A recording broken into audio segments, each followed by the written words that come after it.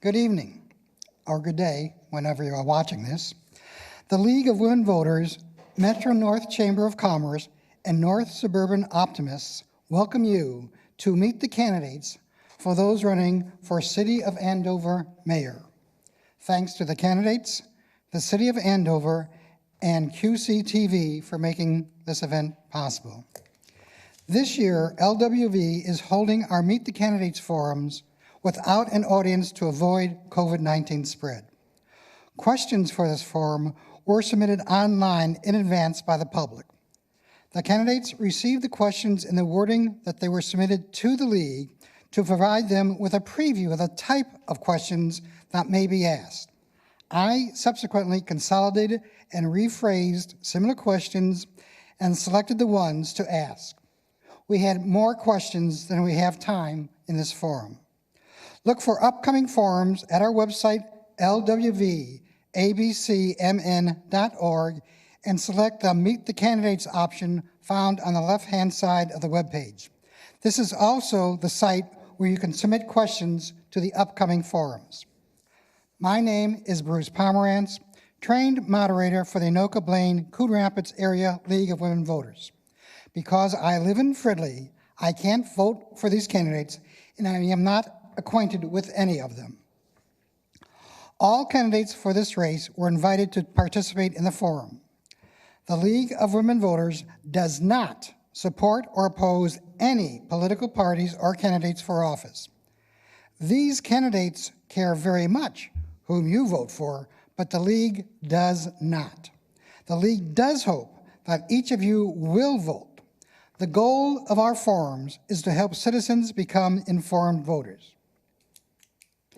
The candidates for mayor, and I'm going to list them in alphabetical order just for this one time, are Sheri Bukkila, Richard Kulkey, and Julie Trude. The term of office for mayor is 2 years. We will begin with 3 questions which were provided to the candidates in advance in order to prepare their remarks. This will be followed by questions that have been submitted earlier from the public through the LWV ABC website. Candidates will alternate who answers each question. Answers are limited to 1 minute, and the order of the candidates were made by me putting their names into a hat and drawing them, and then they will rotate. So the first question is going to Ms. Trude, and the question is, describe your background and community involvement. Hi, thank you. I'm Andover Mayor Julie Trude, and I've enjoyed serving as Andover's mayor for 6 years now and on the council for 20 years.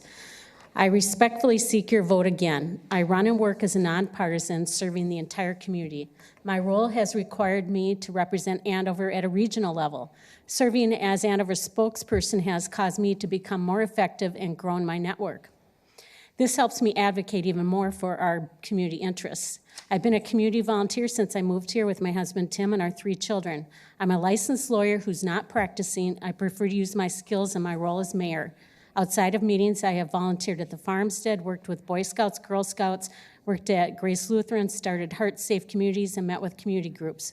City projects take time. I have the time. Being your mayor is my only job.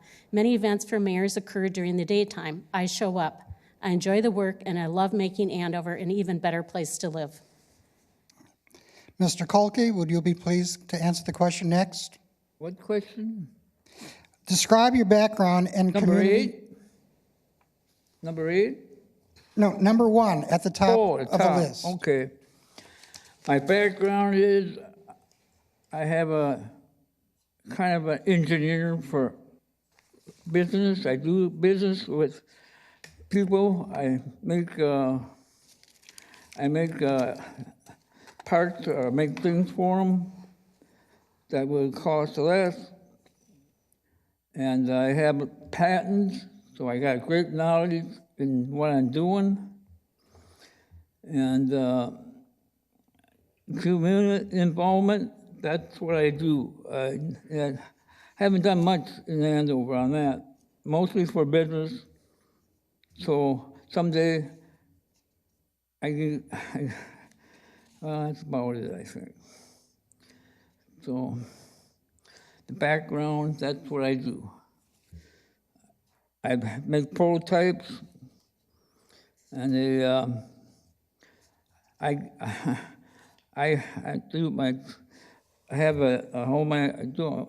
Thank you very much. Your minute is up. Yeah. What? Your minute is up. The next one? Ms. Bukkila, would you please answer the question next, please? Do you want me to repeat it? Number 2? No, it's Ms. It's not your turn, sir. It's Miss Bukkila. Bukkila. I'm sorry. Oh, the second one? Bukkila. Oh, okay. No, sir, Mr. Kulkey, please. It's not your turn, sir. Ms. Bukkila, would you please start? When you're talking to that math, it still echoes, and I'm not getting the information correctly across. That's what I'm having trouble with. So Mr. Bukkila, would you please put up the stop I have sign? trouble with those math. I had that before. And now you got too sick. I can't get, okay. Hi, I'm Sheri Bukkila, and I am a 17-year resident of Andover. I live here with my husband of 20 years. We have 2 sons. One is a recent 2020 grad and has recently joined the Minnesota National Guard. The other is still in high school. Both my husband and I are in law enforcement profession. We're both officers. I've been in public safety for 25 years, an officer for 16. I have a degree in criminal justice, and I'm also working on a bachelor's degree in Homeland Security, stressors on threat assessment, emergency management, and terrorism. So I have, to complement that, with emergency management certificate from the state of Minnesota. And I've worked really hard in the council for the past 12 years as a council member, keeping taxes low, advocating for property rights, and trying to do the right thing on a consistent basis. I'm here today to ask for your vote. Thank you. Thank you. Now, the next question is, what are your qualifications for serving, and why are you seeking this office? And the one to first answer this question will be Mr. Kulkey. Mr. Kulkey, would you answer number 2 question, please? Number 2? Or Yes. Qualifications is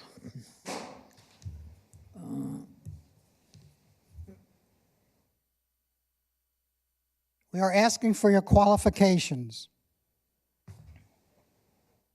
the qualifications I have, because I have seen a lot in Andover, a lot of things. And speaking of the office, I want to see working for the homeowners, mostly. I prefer that because the cost of what they're doing today is way out of order. They're overpricing, but I don't have all the information in front of me because I don't have the paperwork they got to see what's being done. So maybe the answers are right, maybe they aren't. But Thank you very much, Mr. Kulkey. Your minute is up. Okay. And the next person to answer will be Ms. Bukkila. Did I get it right finally? Yes, can you repeat the question for me? Oh, sure. What are your qualifications for serving, and why are you seeking this office?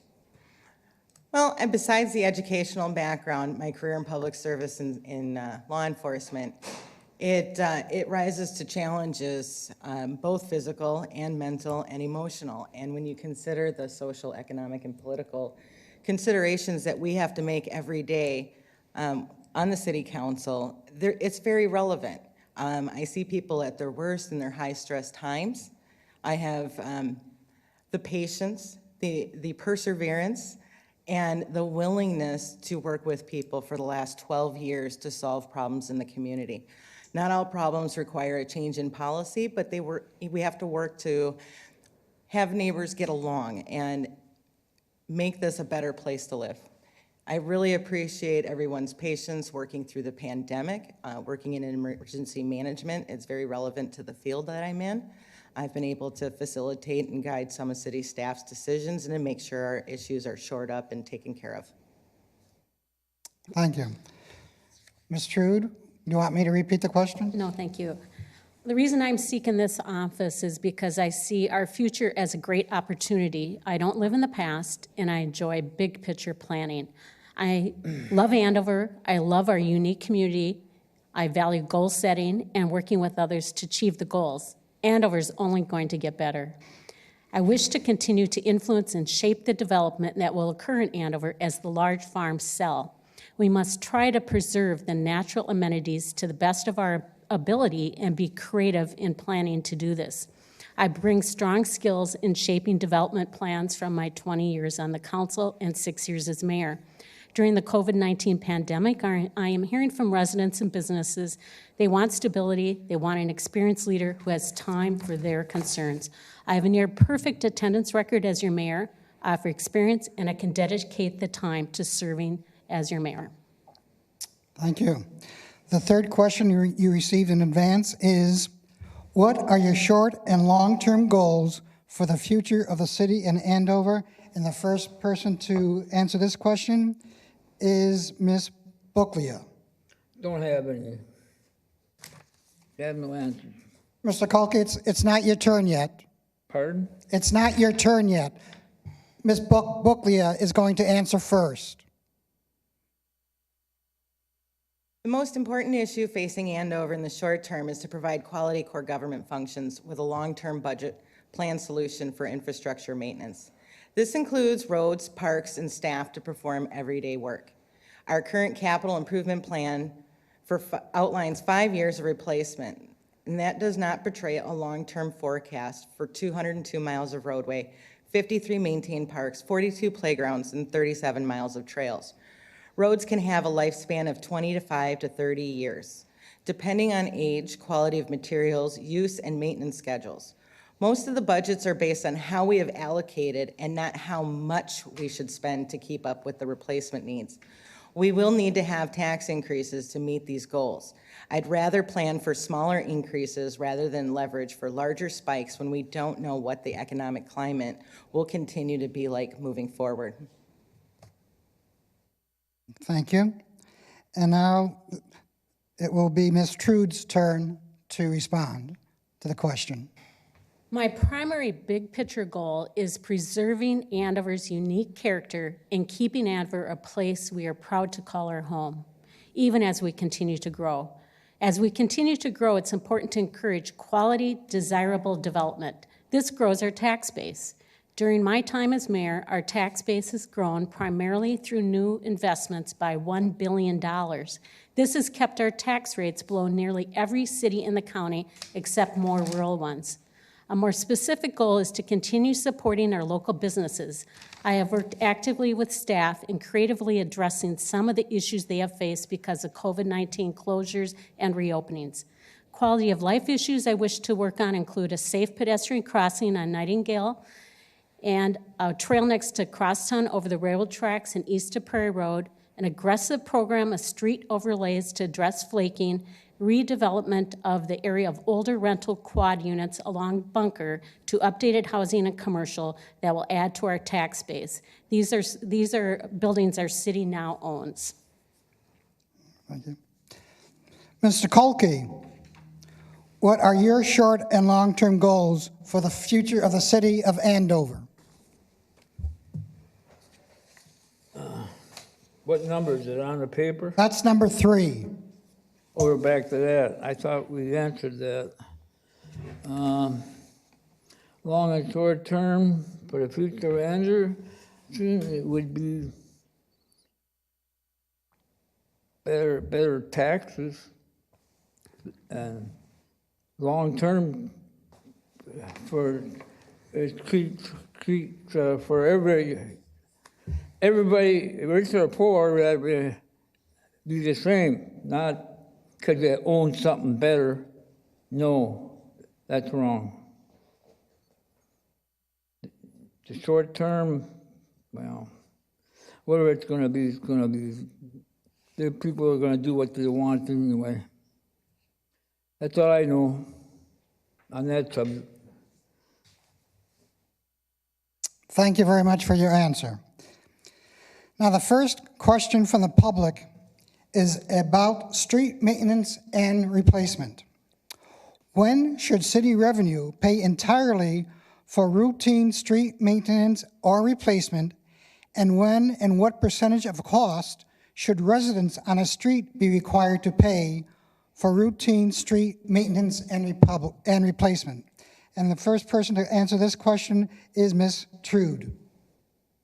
Our street maintenance policy has been in place for about 20 years, and we've adopted 25% assessed costs to the individual homeowner or business that the street goes by. The shared burden means 75% of the taxes of the community at large pays for the largest portion of the street, but each individual homeowner pays a portion because our lot sizes vary quite substantially in Andover. We do not have consistent lot sizes. People in the more developed area might have a 75-foot lot on a city street, and people in a rural area might have 300 to 500 feet. And so the burden on cost is higher in the rural area, but then so is the tax support. So having some personal investment has been important to having this shared project, and then the city has been planning just over $1 million a year, and this past couple years we've increased it to road preservation based on a rating system of how severe the road quality is or how bad the road quality is. Thank you. Thank you. Okay. Mr. Kulkey, would you please answer question number 4, which is from the public about street maintenance and replacement? Do you see it there? I see that. Okay. Would you please answer the question within 1 minute, please? Well, we're paying some of it, I think. I'm not sure, because I don't get all the information on what they're doing with these streets. I have to guess at it, but here's another story I'm not happy about. They send these big garbage trucks down there and ruining my driveway. They back up because of the circle. And they back up on the driveway, and they marked in the tar. They had to come in and recoat the whole thing. I don't know who got paid for that. But they turn the steering wheel on a power steering, digging into the blacktop, and they ruined the circle, cracked it all out on the blacktop. Who's going to pay for that? I have the bill myself. I think you're wrong. You send those big trucks in. You have another company that does it with smaller trucks. You got to pay attention to that because they're ruining the roads. The buses are doing the same thing. I see the marks down there at the stop sign. Thank you very much for your answer. Ms. Bukkila, do you want me to repeat the question? Please. Okay. It is from the public, and it is about street maintenance and replacement. When should city revenue pay entirely for routine street maintenance or replacement, and when and what percentage of cost should residents on a street be required to pay for routine street maintenance or replacement? I don't think Julie and my answer are going to differ too much, and that is currently sitting on the council. We've both have approved this policy of the 25% assessment. The only time you wouldn't be assessed is if your front footage, your driveway is on a county road system, and those are not assessed. So the city does, and the practice is in place simply because of the different size lots. A 1/3 acre versus 2.5 acre, you have less homes, you have more road. That is a heavy burden on the entire city. Road usage and lifespan, if you have less cars and trucks driving on it, certainly that can lend to the length of the life of that road. Our goal now is to extend the life as long as we possibly can, and when we can't, we're gonna try to do the reconstruction as needed. But until then, we're participating in an overlay program, and both processes will run 25% assessments for all residents on those streets. Thank you. Okay. Although the community center expansion is nearing completion, several people submitted questions about it, indicating that Andover residents remain divided on the project itself or the manner in which it was approved. I have 2 related questions. I'll read them together first, so you won't inadvertently use some of your time during the first question to provide information that fits under the second question. Okay, the first question is, what issues or under what circumstances or criteria should a referendum be placed before the voters? What is your reasoning if you answer that referendums should not be placed before the public and only elected council members and the mayor should make decisions affecting the public? And the first person to answer this question is Mr. Kulkey. Do you see number 5 on the sheet, Mr. Kulkey? Yeah, what number on the paper? Number 5, about referendums.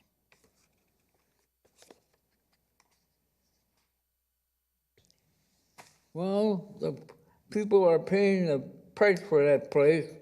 I think they should have a vote on it for it because it's costing $22 million. That's a hell of a lot. There's going to be a property tax against you. A lot of them can't afford it. They're got the disease out there, and somebody can't even do the work.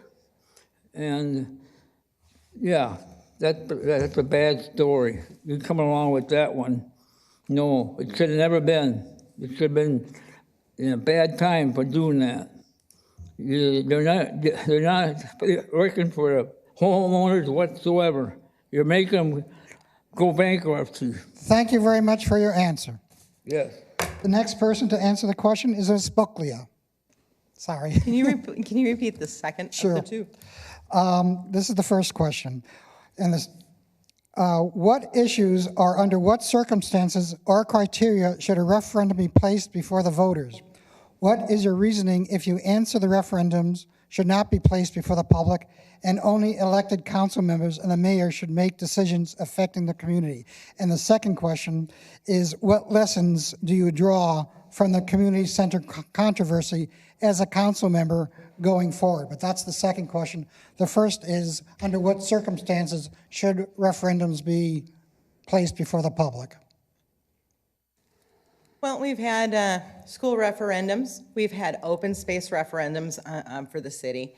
And for the council, I believe that anytime you have critical infrastructure improvement, so government buildings as far as fire, public safety, those things, we can make decisions just fine.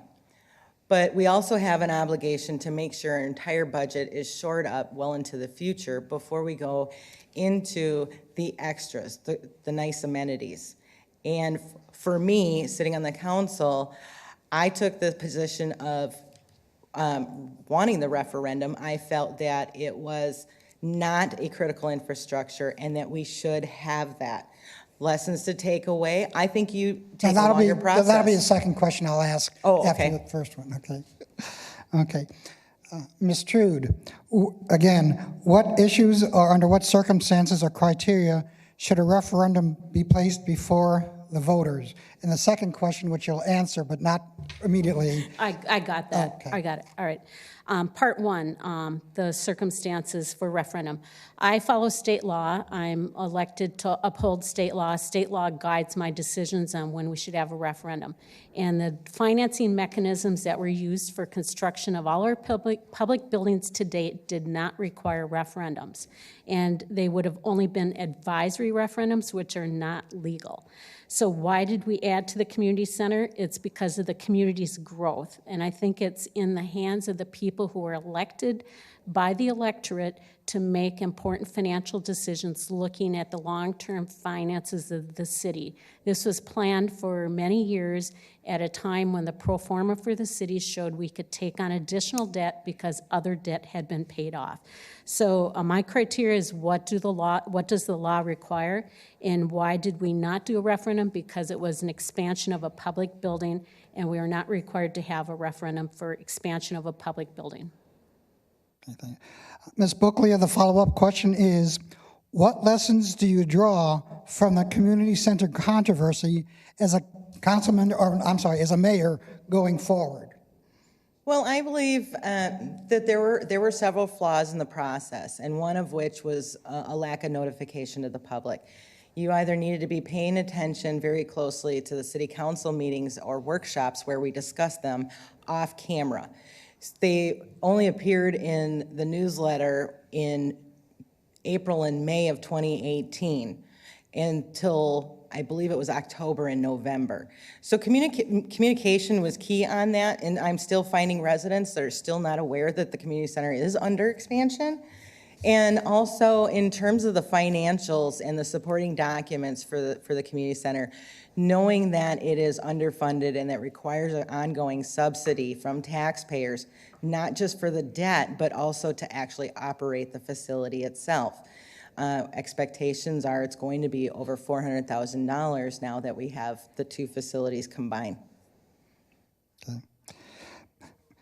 Ms. Trude, what lessons do you draw from the community center controversy as a mayoral candidate?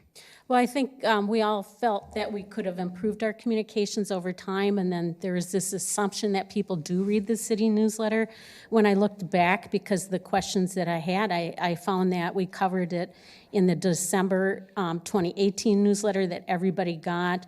We had previous discussions of it in March, May, and June, or July, of 2018. We sent a postcard to every house in December.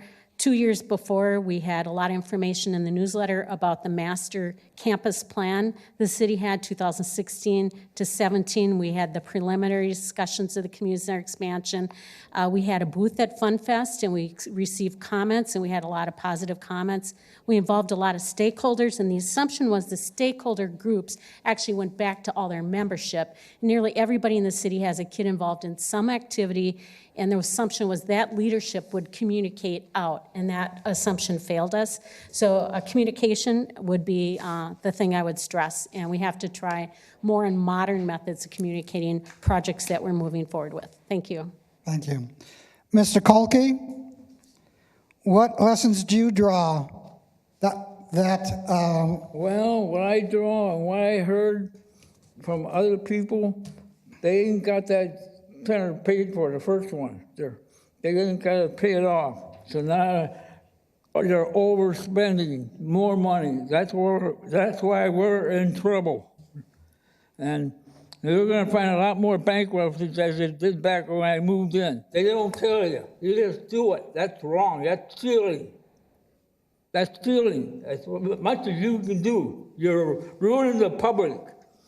And people that got diseases, you're in big trouble. I don't like it one bit. That's why I'm here. Thank you. The next question will be answered first by Ms. Trude. What do you see as the greatest need or challenge for Andover youth, and how, as an elected official, would you help solve the issue? I think we have a lot of children growing up in our community, and right now with COVID, some of the issues the families are facing is that working families don't have enough time to do their job at home and teach their kids at home, and the school schedules are very mixed. So I'm hoping the facility we have next door that some people find controversial will provide some of the spaces that families can turn to with the YMCA and the city community center staff to help children keep busy during those days they don't have school, and to provide support to parents.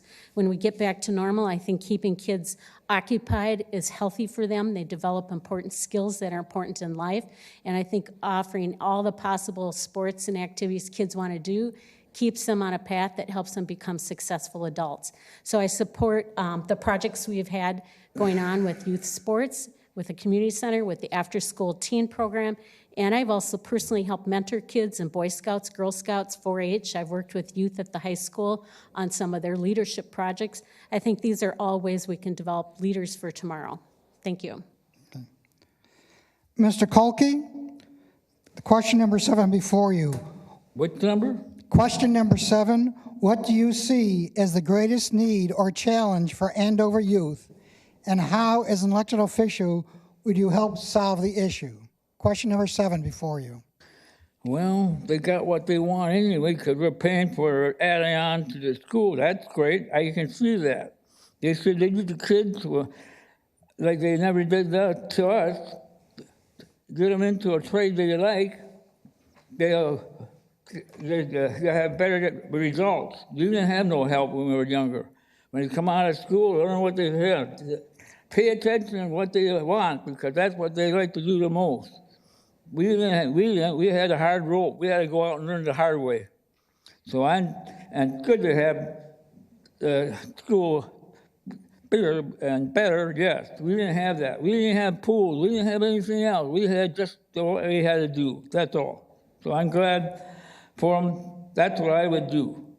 Give people better jobs and better conditions. No, it's got to be changed around somehow. Because when we were younger, we didn't have no help. Thank you. Yep. Ms. Bukkila, would you like me to repeat the question? No, I'm fine. Thank you. What I see as the greatest challenges were some of the remedies I did support with the community center, and that was the teen center. The idea that kids that can't gather at home for whatever that reason is and don't want to be near a bunch of siblings, if they can go there and gather with their friends under supervision. We were really missing that age gap between 12 and 15 before you get your driver's license. And if we see juvenile issues in town where they're having engagement with our law enforcement friends from the sheriff's office, those are the gaps that we were looking at filling. We have certainly done a lot in terms of building out athletic fields with Pine Hills North, Hawk Ridge. We're currently looking at a redesign with Prairie Knoll. I don't know how much further we've gotten on that discussion.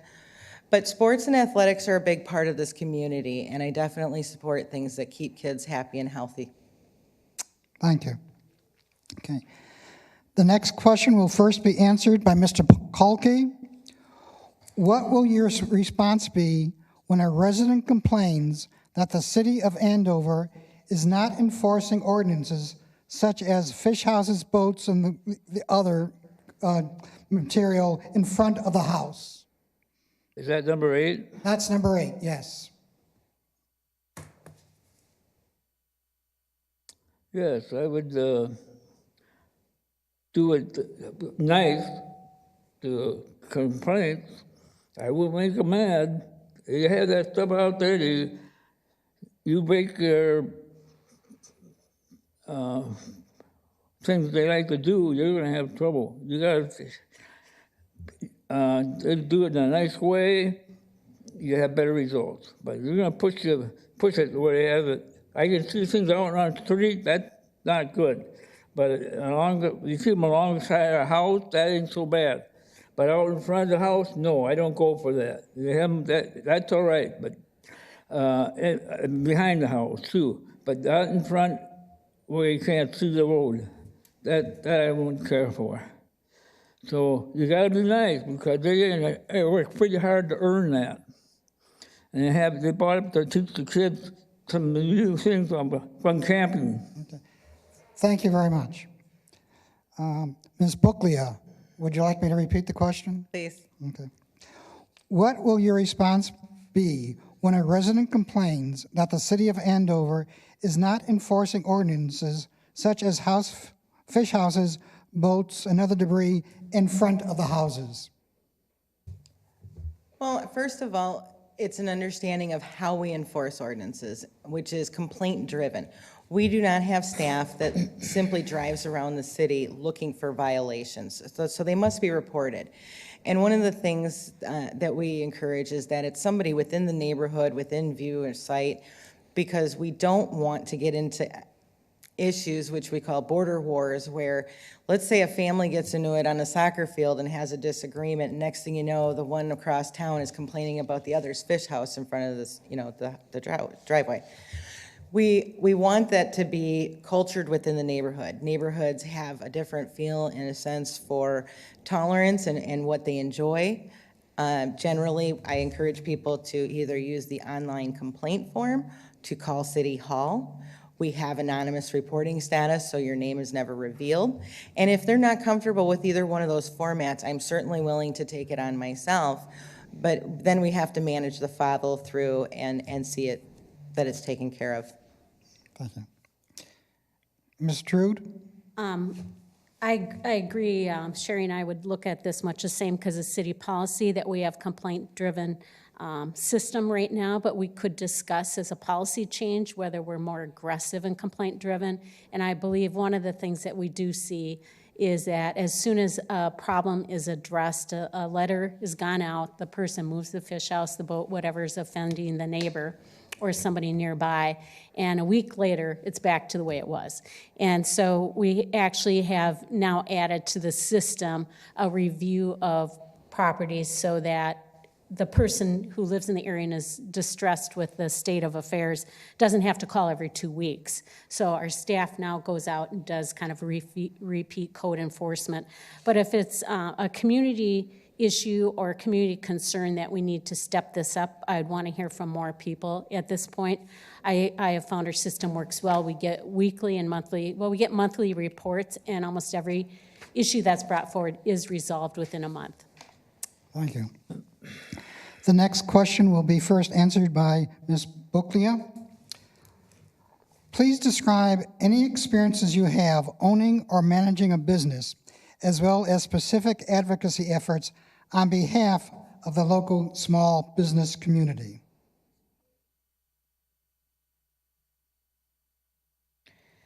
In terms of advocacy, I've never owned or managed a business. Just going to be honest with that. In advocacy, we don't want to see businesses hindered by codes that we have. We want to make it as possible within the zoning that business goes untroubled. So when it comes to industrial and commercial and general business, we make sure that the businesses get slotted into the right zoning to begin with. From there, it's advertising them, welcoming them into the city. If they are running into issues where they want to expand a business line, we try to do what we can to make that either through a conditional use process or a permitted process if that request is reasonable. But we want to encourage businesses to thrive in Andover. Okay. Ms. Trude? Could you repeat that? It was kind of a long question. Certainly. Please describe any experiences you have owning or managing a business, as well as specific advocacy efforts on behalf of the local small business community. Okay, I actually grew up with parents that supported my family by small businesses. In 2 instances, we actually lived above the business. And one was in a very rural town, and the business was kind of the hub of the town, and we met many people. And then another was in a suburb, and everybody in town knew my family and all our family members. So I know intimately how that feels, and all of the children in the family managed other people as I grew up, and we helped reconcile the books and count the money and figure out how things went. And it's always a tight profit margin, and that's why I appreciate what our small businesses do in Andover. I've gone and talked to several small businesses during COVID and talked to them about our small business grant program with CARES dollars, because I know it's going to make or break some of the businesses, and I want them to all be here next year. One business I can think of that I specifically helped was over at Clock Tower. They had access issues, and I helped advocate for improved access, and the council approved that. Thank you. Mr. Kulkey, please describe any experiences you have owning or managing a business, as well as specific advocacy efforts on behalf of the local small business community. That's question number 9. No, I don't have anything for the business. I run on my own. I don't have a business. I work with people that are in business. I work with them, but they're not here in Andover. They're located in the metro area. I deal with them, and I do a damn good job for them. I don't gouge them. I treat them like a human being. I would do that same if I was an owner, manager, or business. I would treat them, because there's too many problems in this world, and I don't want to make any more trouble with anybody. No, I'm not that kind of person. So, Thank you very much. Okay. The next question will be answered first by Ms. Trude. Due to the corona pandemic, cities face a decrease in anticipated revenue this fiscal year and probably reduced revenue next fiscal year compared to pre-pandemic years. What criteria will you use to determine when to reduce expenses by reducing or eliminating city services, and when to hold steady or increase fees or city property taxes to continue city services? Will the criteria be different when evaluating whether it is residents or businesses that will be mainly affected? Well, thank you. We've been actively reviewing our budget, and actually Andover seems to be sitting in a bubble. We do not get revenues from sales taxes like the large cities, lodging taxes, event fees, none of that. We rely on property taxes, and we've already collected we've collected half already this year, and we've had a lot of people moving here and building beautiful new homes, so our building department revenues are about $500,000 above revenue expectations. So our budget is very strong for 2020 going into 2021, and I expect that we'll be able to carry over some of those building department fees earned from the construction of all those new homes into next year to help cover some of the staffing as those projects get finished. So I don't support a tax increase. I don't support a rate increase, actually, is how I'd prefer to say it, because you still want to capture some of the growth. We had 100 new homes last year, and so naturally our pool grows. So Andover's been in a bubble. We're going to be cautious. We're looking at things carefully now. Thank you. Mr. Kulkey, would you please answer question number 10? number 10? Yes. Well, it would be because of this disease. No, they said they're doing the right thing to help the people. I would. These answers come up quick. Okay. It's not. That living services, no. They keep the services going because they need the food, they have it, they have no other source. So, yes, they would need that help, and well, if you can't do it, you can't do it. There's no question about it. Then there's a lot of problems out there with people, and nobody's helping them. They think of their own selves. That's all they ever think. I always see that. They only help themselves. That's bad. Thank you very much. Yes. And Ms. Bukkila, you want me to repeat it, or do you have the gist? I have the gist. Right now, we're looking at a mild increase in the rate. It'd be 1.43%, I think I heard just this morning. And that would capture the new growth in Andover. So it would leave next year's taxes relatively flat. You know, one of the concerns as we were going into the community center expansion was the concern over an economic downturn. A year ago, the economy was thriving and everything was great. It's the what if that we have to look for in the future. It's pre-planning and being shored up. We are sitting fair to well, and as long as building continues, that construction realm hasn't really stopped or been impacted by the pandemic. So if we still see the permits come through and the revenues come through, we will be able to better posture going forward, hopefully to repair those roads and start to catch up on some of our road schedule. There will be no difference on taxes in terms of residential or business accommodations. Okay, thank you. And this will be the last question before we go to closing our closing statements. And we start with Mr. Kulkey. Number 11, if a resident requested a What mayoral... number was it?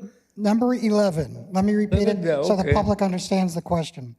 If a resident requested a mayoral proclamation acknowledging Pride Month during the month of June, would you do so? I might, but I don't know how that will work out. You always got problems I've never been in that kind of position with that, so I can't really give you a good answer. But if I was, I have to know more. Like the council gets the information on, I don't. So that makes it very tough going to get anywhere with these people. They don't send it out. They're only a yes person for the city, not for the home people. They're yes. That's all they're good for. If they had help, they'd be doing a lot more better than what they're doing today. You bet. Thank you. If I got more time, If I got more time, I make use of it. Yeah, I know. I've had trouble with some stuff too, but no, they didn't do anything for that driveway. They knocked down a mailbox. I had to go out there and fight for it. The guy come up there, he couldn't turn that thing around. Thank you for your answer. Yes, no. Ms. Bukkila, Thank you. if a resident, do you want me to? I'm okay. No, I wouldn't support it. The proclamations that we do today for the city are in concert with organizations that we support, and those are generally Alexandra House with Domestic Abuse Awareness Month and Hope for Youth regarding youth homelessness. We support these organizations through our charitable gambling fund, and that's why you see the proclamations coming through. There are a trillion different special issues that each of us holds close to our heart. And it's not to lessen any one of them, but the whole idea is we're core government services, it's city government. When it comes to those social issues, those are best left to community-based organizations to uplift and respond to community needs with the residents. Proclamations, if you have too many of them, can lose their effectiveness. And Ms. Trude? Thank you. I just have a couple things to add to Councilmember Bukkila's comment. And I pared down the proclamations that I read as mayor because it takes time in the meeting and we have very lengthy agendas. And I don't think they have a lot of meaning to the people who are sitting in our meetings and want us to hurry up and get to their item. They might be paying for a lawyer to be here that evening, or they have kids to get home for activities. So we really focusing on the business that we need to address.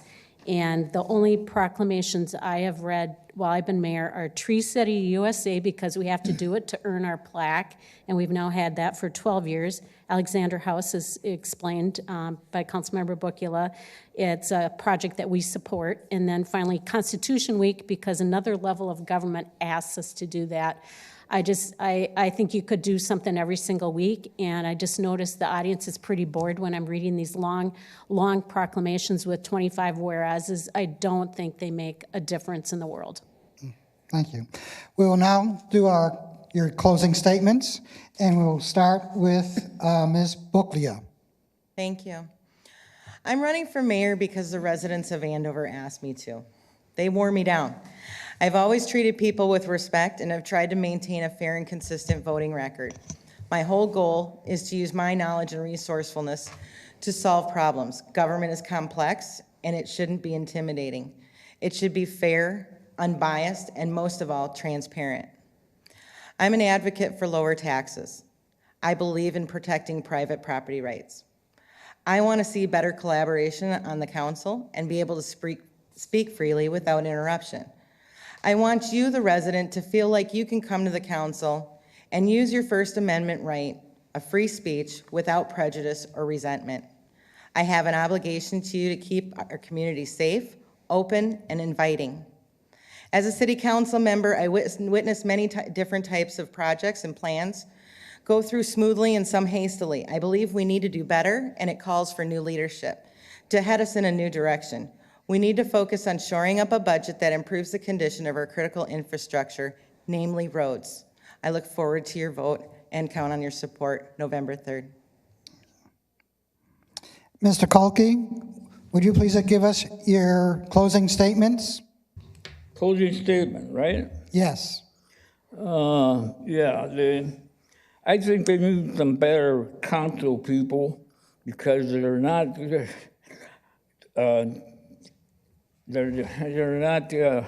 attention to what we probably want, I think they need more more government to take over, because I think it's wrong what they're doing. They're overspending big time. They ain't got the first unit paid off, and now they're making your bills higher, taxes. They're wrong. That's the wrong thing to do. And this time with being sick and all that kids and raising kids, you're going to lose a lot of houses. It might be going bankrupt like they did 20 years ago when I moved in. I think 2 pages of it from Copper Anoka. What do you think you're going to do now? You're going to put them out of commission. I think you better change your way. Thank you very much. And thank you, candidates, for speaking to voters about issues and for running for mayor. Oh, wait a minute, I get to do I'm mine sorry. yet. Excuse me. That's all right. So I have a closing statement as well. So I'm respectfully requesting you to vote for me again as mayor. I'll continue to bring my time, skills, and positive outlook to serving you as mayor. Together, we've been building a quality community we are proud to call home. My experiences this past year in running meetings that involve complex development projects shows I'm prepared to handle the public input and discussions that occur when our large farms come under development, and we have some big projects in the pipeline. At our September 1 meeting, you could watch the video and see that I brought 2 disagreeing property owners and an uncertain council together for unanimous support of Phase 2 of the Preserve at Peterson Farms. It was not an easy task. Andover has earned a great reputation. People want to live here. We had over 80 families begin construction on new homes. They are looking to enjoy the great amenities we have. Our financial reserves are strong. We have low debt and excellent staff. I look forward to serving you in 2021. Andover's future is bright. You can learn more on my website, julietrude.com. Thank you. Thank you. And thank you, candidates, for speaking to voters about issues and for running for mayor of Andover. Thanks, viewers, for your interest in becoming informed voters. As we move through this election season, you will find information and links to upcoming and recorded Meet the Candidates forums for local offices organized by our league and on the LWV, ABC, and QCTV websites. Each voter has several convenient methods to vote. You may request an absentee ballot to mail by accessing either the Secretary of State's website or the website mnvotes.org. Additionally, you can vote early in person starting September 18th at your City Hall or the Anoka County Elections Office. If you need to register to vote or update registration, you can do that online or when you go to vote. Make your voice heard in the general election by voting by or on November 3rd. Thank you, and stay healthy and safe. Good day.